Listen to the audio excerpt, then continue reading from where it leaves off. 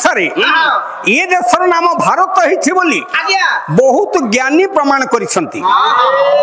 କିନ୍ତୁ ମୁଁ ବୁଝେ ଭା ଅର୍ଥ ହଉଛି ଉଜ୍ଜ୍ୱଳତା, ରତ ଅର୍ଥ ସବୁବେଳେ ବା ଅବିରତ। ଯେଉଁ ଦେଶ ବା ଯେଉଁ ମାଟି ସବୁବେଳେ ଉଜ୍ଜ୍ୱଳ ସେ ହେଉଛି ଭାରତ ବର୍ଷ। ସବୁବେଳେ ଉଜ୍ଜ୍ୱଳ କାହିଁକି ନା ଏ ସୂର୍ଯ୍ୟ ପୂଜାର ଦେଶ। ସୂର୍ଯ୍ୟଙ୍କୁ ପ୍ରଥମେ ଏଇଠି ପୂଜା କରାଯାଇଥିଲା। ଏଣୁ ସୂର୍ଯ୍ୟ ପୂଜାର ଦେଶ, ଉଜ୍ଜ୍ୱଳତମ ଆଲୋକର ଦେଶ, ଜ୍ଞାନର ଦେଶ ଏ ଭାରତ ବର୍ଷ।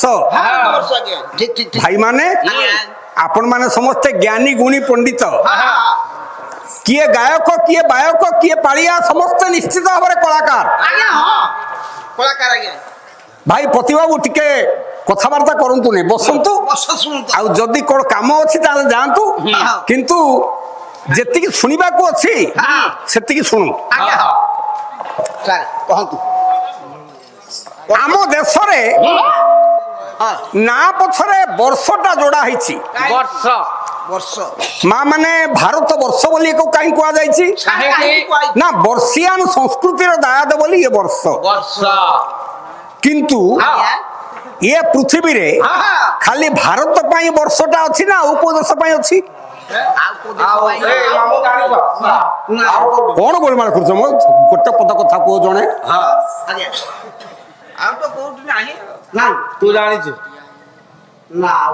ଆଉ କୋଉଠି ଅଛି ମାନେ ବର୍ତ୍ତମାନ କୋଉଠି ନଥିଲେ ମଧ୍ୟ ଆଗରୁ ଥିଲା।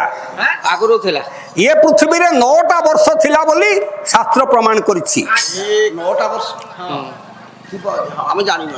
ସେଗୁଡିକ କୋଉ ବର୍ଷ ଜାଣିଛ? ରମ୍ୟକ ବର୍ଷ, ହିରଣ୍ମୟ ବର୍ଷ, ଭାରତ ବର୍ଷ, କିନ୍ନର ବର୍ଷ, କେତେ ପାଠ ଅଛି ଆଉ। ଅନେକ ବର୍ଷ ର ସମାହାର ଏ ପୃଥିବୀ ଥିଲା। ସବୁ ଦେଶରୁ ବର୍ଷ କଟି ଯାଇ କେବଳ ଭାରତ ବର୍ଷରେ ବର୍ଷ ଲାଗିଛି। କାହିଁକି ଜାଣ? ଏ ପୃଥିବୀରେ 7ଟା ଦ୍ୱୀପ ଥିଲା। ଭାଇ ମାନେ ଆପଣ ମାନେ ଜାଣିଥିବେ, ମୁଁ ଆଉ କଣ ଅଧିକା କହିବି। 7ଟା ଦ୍ୱୀପ ଥିଲା ମା। ପ୍ରଥମ ଦ୍ୱୀପ ହଉଛି ଜମ୍ବୁ ଦ୍ୱୀପ। ସେଇ ଜମ୍ବୁ ଦ୍ୱୀପ ଭିତରେ 3ଟା ଦେଶ। ସେ ଭିତରେ ଫେର 3 ଦେଶ, ଭାରତ, ତିବ୍ବତ, ୟୁରେସିଆ। 3 ଦେଶ। ତାପରେ ଆସିଲା ପ୍ଲକ୍ଷ ଦ୍ୱୀପ। ପ୍ଲକ୍ଷ ଦ୍ୱୀପ ଭିତରେ ଗ୍ରୀସ୍, ଭୂମଧ୍ୟ ସାଗରୀୟ ଅଞ୍ଚଳ। ତାପରେ ଆସିଲା ଶାଳମଳୀ ଦ୍ୱୀପ। ଶାଳମଳୀ ଦ୍ୱୀପ ଭିତରେ ଆପଣଙ୍କ ବିଶ୍ୱ ମଣ୍ଡଳୀୟ ଅଞ୍ଚଳ, ଆଫ୍ରିକା।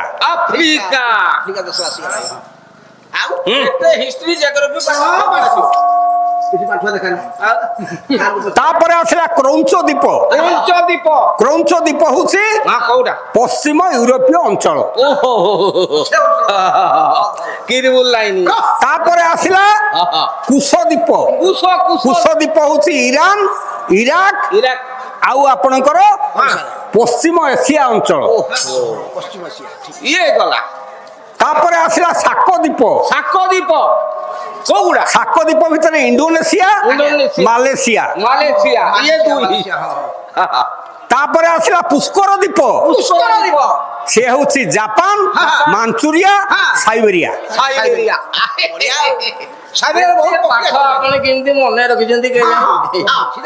ଦିମନ୍ତ ବର୍ଗ। ଏ ସପ୍ତଦ୍ୱୀପ ପୃଥିବୀ ମଧ୍ୟରେ ଭାରତ ବର୍ଷ ହଉଛି 1 ନମ୍ବର ବର୍ଷ, ଯାହା ଜମ୍ବୁ ଦ୍ୱୀପରେ ଅବସ୍ଥିତ ଥିଲା।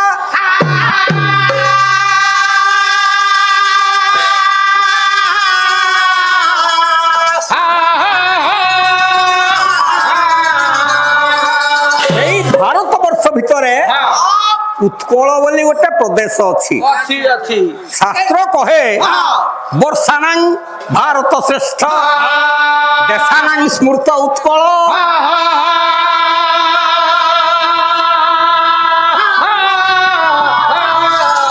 ଉତ୍କଳସ୍ୟ ସମଦେଶ ପୁତ୍ର ନାସ୍ତି ମୋହିତଳେ।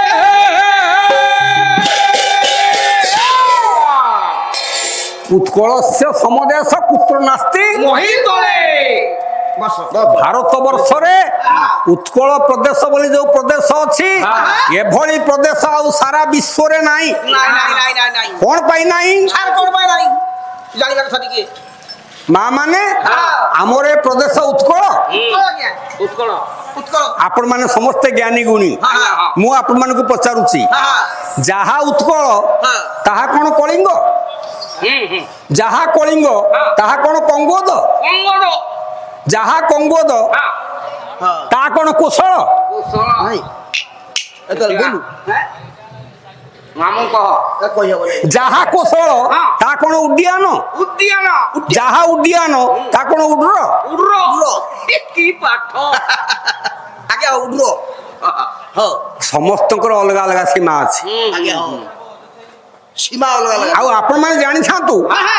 ଆପଣଙ୍କର ଏ ପବିତ୍ର ମାଟିକୁ ଉତ୍କଳ ବୋଲି କିଏ ପ୍ରଥମ ନାଁ ଦେଇଥିଲେ ଜାଣନ୍ତି? କିଏ କିଏ ସାର୍ ଜାଣିନୁ କଣ ପାଇଁ ୟା ନାଁ ଉତ୍କଳ ଆଉ କଣ ପାଇଁ ସିଏ କଳିଙ୍ଗ କଣ ପାଇଁ ସିଏ କୋଶଳ ଜାଣିଛନ୍ତି? ନା ଇଏ ସବୁ ଆଲୋଚନା କରିବାର ବର୍ତ୍ତମାନ ସମୟ ନାହିଁ ମୋ ଭାଇ ଭଉଣୀ। ହଁ ହଁ ଆପଣ ମାନେ ଲକ୍ଷ୍ୟ କରନ୍ତୁ ଆଜ୍ଞା ଏ ଛୁଆ ଆସ୍ତେ କଣ ପାଇଁ ଉତ୍କଳ ଭଳି ଦେଶ ଆଉ ଭାରତ ଆଉ ଭାରତରେ ନାହିଁ ନାଇଁ, ନାଇଁ। ସମଗ୍ର ପୃଥିବୀରେ ନାହିଁ? ଆଜ୍ଞା କଣ ପାଇଁ ନାହିଁ ଜାଣିବା କଥା ନା ଉତ୍କଳରେ ଜଣେ ନେତା ଅଛନ୍ତି ଆଜ୍ଞା ଆରେ ଆରେ ଆରେ ନେତା ସେ ନେତା ପରି ନେତା ଆଉ ସାରା ବିଶ୍ୱରେ ନାହିଁ। ଆଜ୍ଞା ଉତ୍କଳ ତ ବହୁତ ନେତା ଅଛନ୍ତି ଆଜ୍ଞା ନେତା ଭର୍ତ୍ତି ଭର୍ତ୍ତି ଆଜ୍ଞା ନେତା ଆମର ତ ସୌଭାଗ୍ୟ ଯେ କେନ୍ଦୁଝରର ଜଣେ ବରପୁତ୍ର ସେ ଉତ୍କଳର ଆଜି ନେତା ହେଇଛନ୍ତି। ନେତା ହେଇଛନ୍ତି ଆଜ୍ଞା ଏଇ ଆମର ଏ ସୌଭାଗ୍ୟ। ହଁ କିନ୍ତୁ ପ୍ରକୃତ କଥା ବୁଝି ରଖନ୍ତୁ ପଣ୍ଡିତ ଗୋପବନ୍ଧୁ ଦାସ ଆଜ୍ଞା ବିଶେଷ ଉତ୍କଳେ ନାହିଁ ପ୍ରୟୋଜନ ଉତ୍କଳର ନେତା ନିଜେ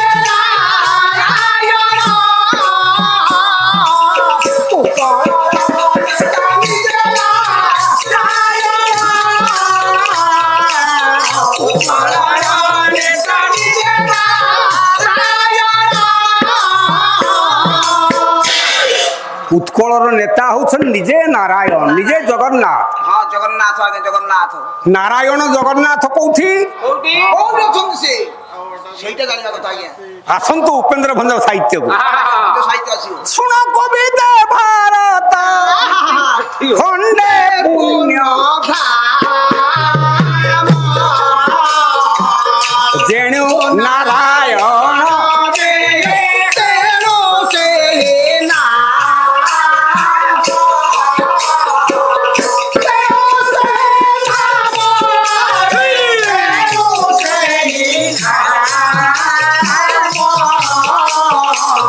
ଯେଣୁ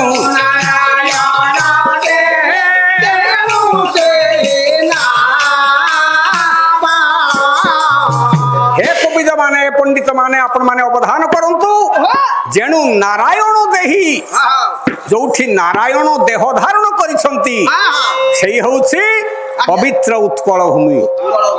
एइथि पई उत्कल से समरेश पुत्र नाति महितळे उत्कलर मान रखिया पई उत्कलर प्रतिष्ठा रक्षा करिया पई एठी नारायण स्वयं सैनिक होई गले। କେତେବେଳେ ହେଲେ ନା କାଲି पंडित गोपबंधु दास आ गोटे पद ଆଜ୍ଞା କେତେ ପଦ ଆସିବ ହଁ ହଉ ହଉ हैं ହଁ उत्कलर যশ প্রতিষ্ঠা বিজে হেলে যাই সমর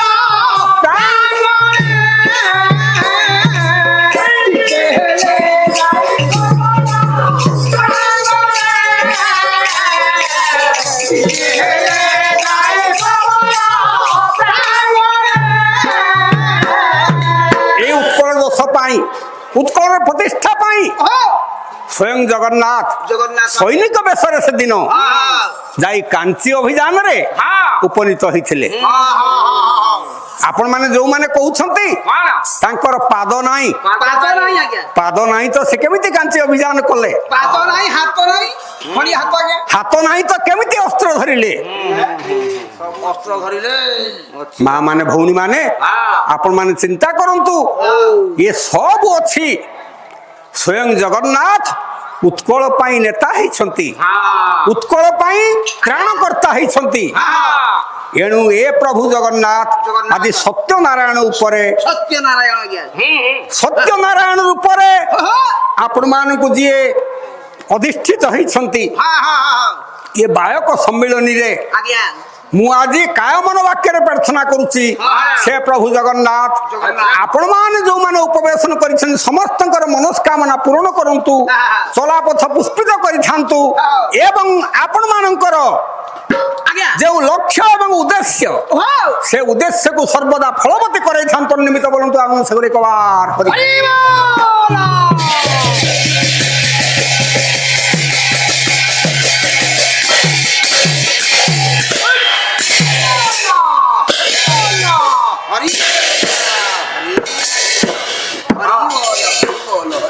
রাম নাম বলরে ভাই, কৃষ্ণ নাম গা,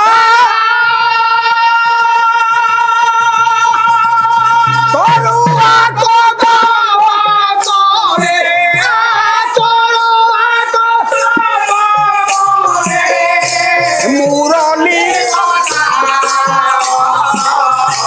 রাম নাম কৃষ্ণ নাম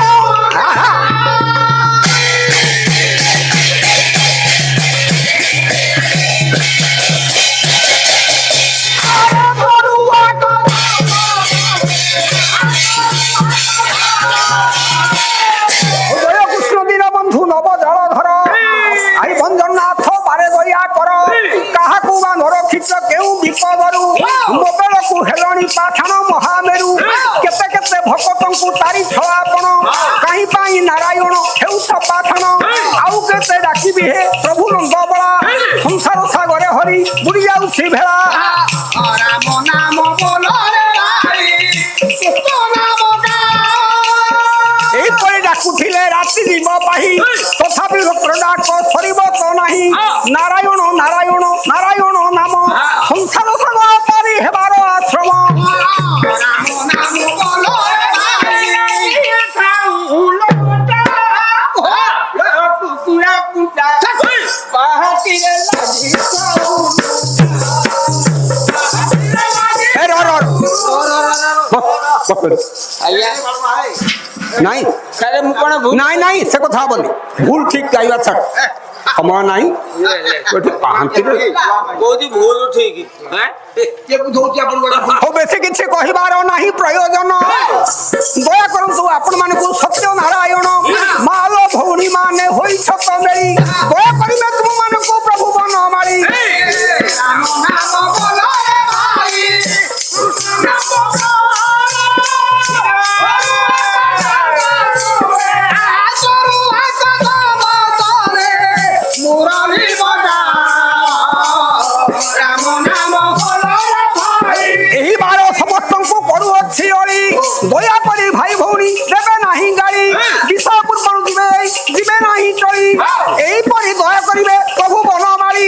ଆପଣମାନଙ୍କୁ ଦୟା କରନ୍ତୁ ପ୍ରଭୁ ଚନ୍ଦ୍ରମୌଳି, ବିଷୟ ବସ୍ତୁରେ ଅଧୀନ ଯାଉଅଛି ଚଳି, ଦୟାକରି ଭାଇ ଭଉଣୀ ହରି ବୋଲ ଦେବ, ହୁଳହୁଳି ସହିତରେ ପ୍ରକମ୍ପିତ ହବ, ପରତାଳି ଶବ୍ଦ ପରା ଏଇଠାରେ ଥିବ, ଏହା ଶୁଣି ଏହି ସଭା ପ୍ରକମ୍ପିତ ହବ।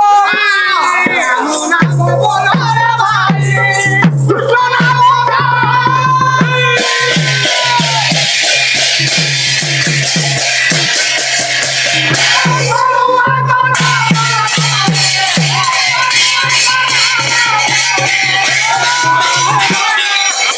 ଦେଖିଲେ ବାଲ୍ୟକାଳୁ ଧନ, ଆଜି ବାଲ୍ୟକାଳୁ ଧର୍ମ, ଧନ ମୁଁ ସଞ୍ଚିବି,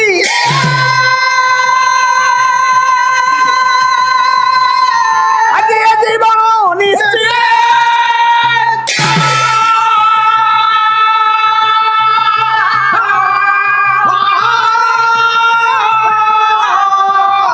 ଆଜି କେ ଜାଣେ କାହାର, କେ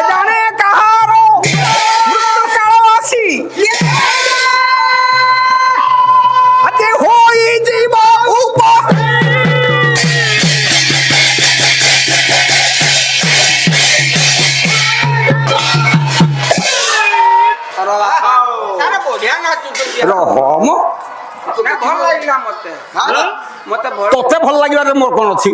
ମୋ ବାବୁ ମାନଙ୍କୁ ଭଲ ଲାଗିଲେ ହବ ନା ତତେ ଭଲ ଲାଗିବ?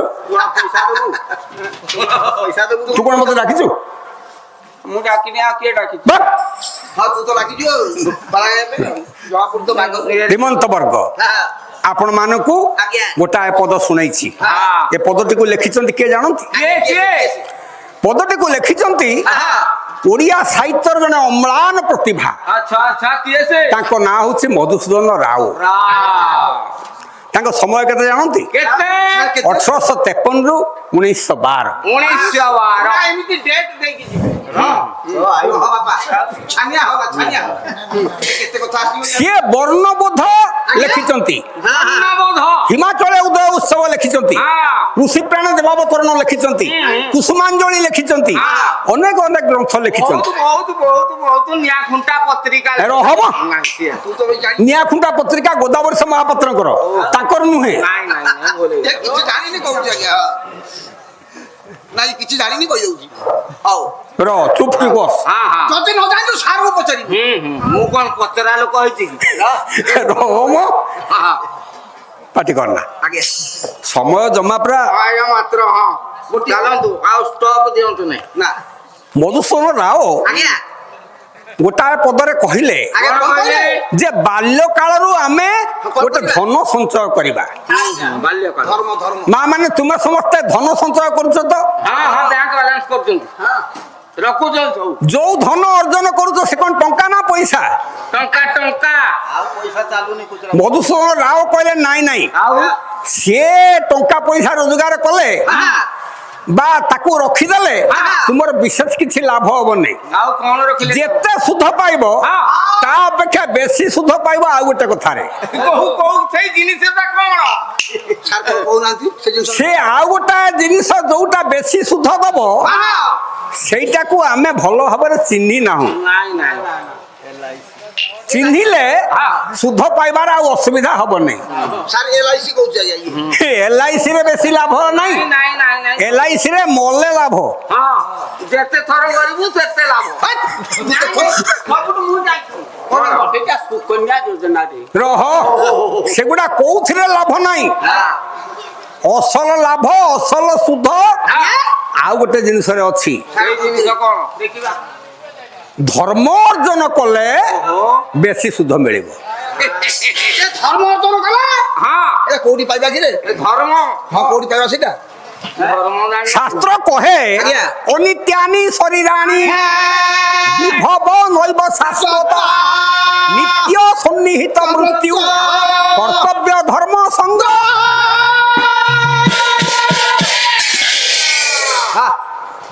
ଏ ଶରୀର ଅନିତ୍ୟ। ମା ମାନେ ତାକୁ ଶରୀର କାହିଁ କୁହାଯାଇଛି? କାହିଁକି ତା ନାଁ ହଉଛି ଶରୀର। ଶରୀର ସେଟା ଧୀରେ ଧୀରେ ସରି ସରି ଯାଏ। ସରି ସରି ଯିବ ସରି ସରି ମୁଣ୍ଡ ପଟୁ ଖାଲି ପାଦ ପଟେ ବାହାରି ଯିବ ସରିକି ଆগে ସରି ଯାଉଛି ଆଜ୍ଞା ହଁ। ଏଇ ସରିଗଲାଣି ଆଜ୍ଞା ଧଳା ଦେଖାଗଲାଣି ଇଏ ଶରୀର ସବୁଦିନେ ରହିବ ନାହିଁ। ନା ଆମେ ମାନେ ଯୋଉ ଧନ ଅର୍ଜନ କରୁଛେ ପଇସା ଟଙ୍କା ଧାନ ଚାଉଳ ଇଏ ସବୁଦିନେ ରହିବ ନାହିଁ। ନା ନା ମୃତ୍ୟୁ ଭୟ ମଣିଷକୁ କବଳିତ କରିବ। ଏଭଳି ସ୍ଥଳେ ଗୋଟାଏ କଥା ଆମକୁ ଅର୍ଜନ କରିବାକୁ ହବ, ସେଇଟି ହଉଛି ଧର୍ମ। ଏ କଣ କଲେ ଧର୍ମ ହବ ପଚାର ସାରଙ୍କୁ ଆଉ କେତେବେଳେ ବୋଲେ ତୁମେ ଯୋଉ ଧନ ଅର୍ଜନ କରିଛ ସେ ଧନ ବିଶେଷ କିଛି କାମ ଦବ ନାହିଁ, ଅସଲ କାମ ଦବ ଧର୍ମ। ସେଇଥିପାଇଁ ଓଡ଼ିଆ ଭାଗବତରେ ଜଗନ୍ନାଥ ଦାସ କହିଲେ ଆଜ୍ଞା କଣ କହିଲେ ଧନ ଅର୍ଜନେ ଧର୍ମ କରି ଧର୍ମେ